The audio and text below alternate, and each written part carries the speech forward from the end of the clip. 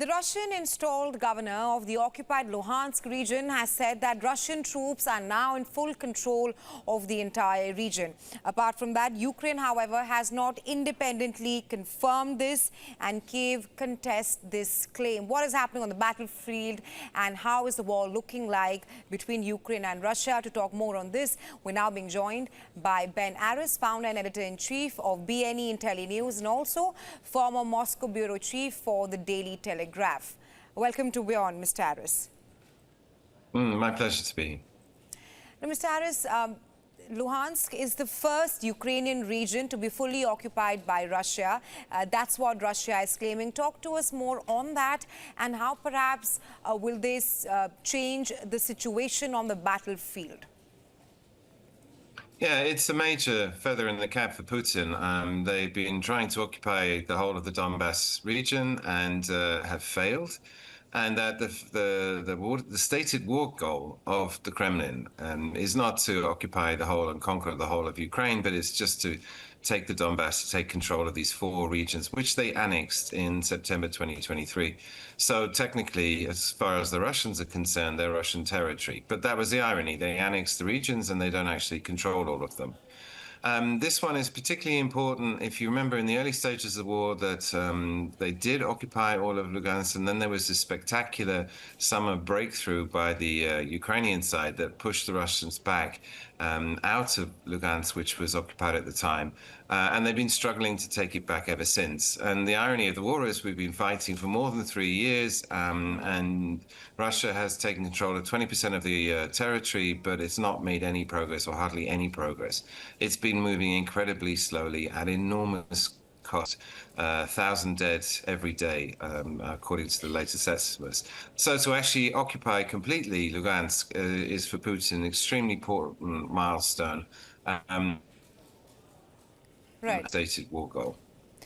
Right, Mr. Aris, I also want to talk to you about how what we're seeing right now is one of the most intensive air campaign yet, with Russia launching its largest aerial assault of the war, firing nearly 537 weapons, 477 drones and 60 missiles, while on the other hand, Ukraine is still asking for more weapons and equipment from the West.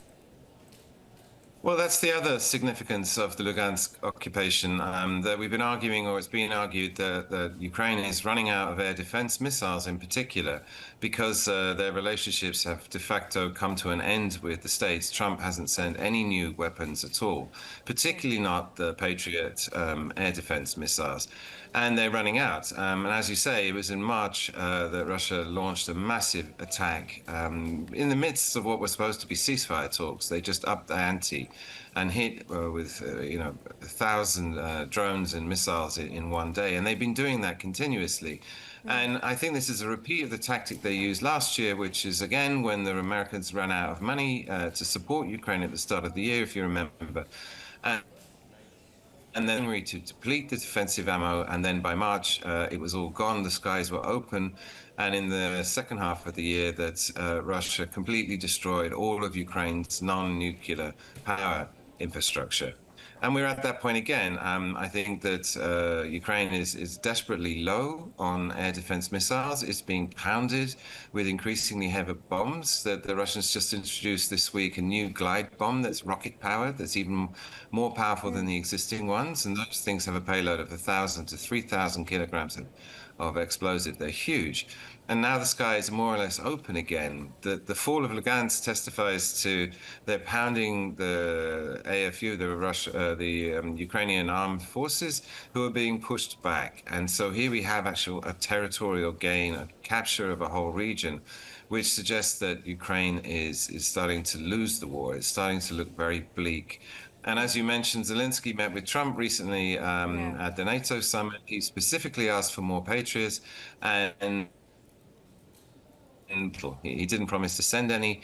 And I think without those, I mean, some commentators are saying this war will be over in 6 months. Right, and we're also learning that the Russian President Vladimir Putin's main goal is perhaps the occupation of Odessa. Is that true? What is your analysis on that? And if it is, what kind of repercussions will there be for Ukraine? Well, again, this is a matter of speculation at the moment. It's been coming up more and more often. And indeed, as part of the barrage that Russians have been firing recently, they're increasingly targeting and hitting Odessa. Odessa, I mean, they occupy the territory between the Crimea up to Rostov and the Russian border, but Odessa's on the other side towards Moldova. And supply route-wise, that's kind of difficult to get through. You have to get through a lot of territory that's occupied by the Ukrainian Home Forces. Nevertheless, Putin sees it as a Russian city. It was actually founded by Potemkin in the 17th century. So, I mean, as far as the Russians are concerned, it is a Russian city. But economically, strategically, it's incredibly important that it's the main port. It's now exporting more grain than it did before the war. It's Ukraine's, economic connection to the rest of the world. Were to take it, then that would be a huge blow for the Ukrainian economy. And strategically, too, it would basically sort of more or less cut them off from their access to the Black Sea. They wouldn't have any big ports to access the Black Sea. And so for the Russian side, I mean, this would be a huge coup. And as I say, they're emotionally invested into it because they see it as a Russian city. Right. My last question to Mr. Aris. Now, during Trump's campaign, he really wanted the Ukraine-Russia war to come to an end. He said, I will bring the war to an end in the next 100 days.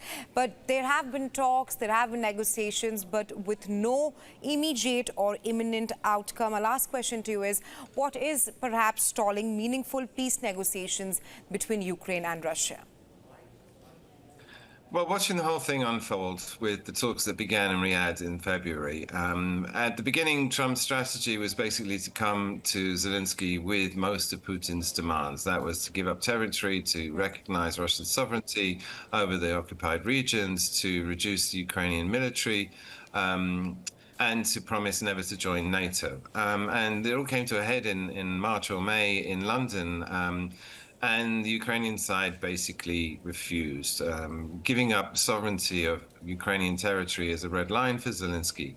And at that point, as far as I'm concerned, the ceasefire talks collapsed. They're now dead. And Trump is not famous for his patience. He wanted a quicker deal. He was pressuring Ukraine into accepting or conceding Putin's terms to the point where the US ambassador in Kiev quit in disgust at the White House's policy. And when he didn't get any results, I think Trump now has completely lost interest. He's been distracted by the war in the Middle East.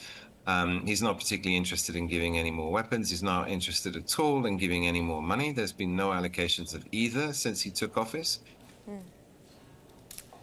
Apart from the polite conversation. Right, Mr. Aris. Thank you so much for joining us here on WION World with your insights.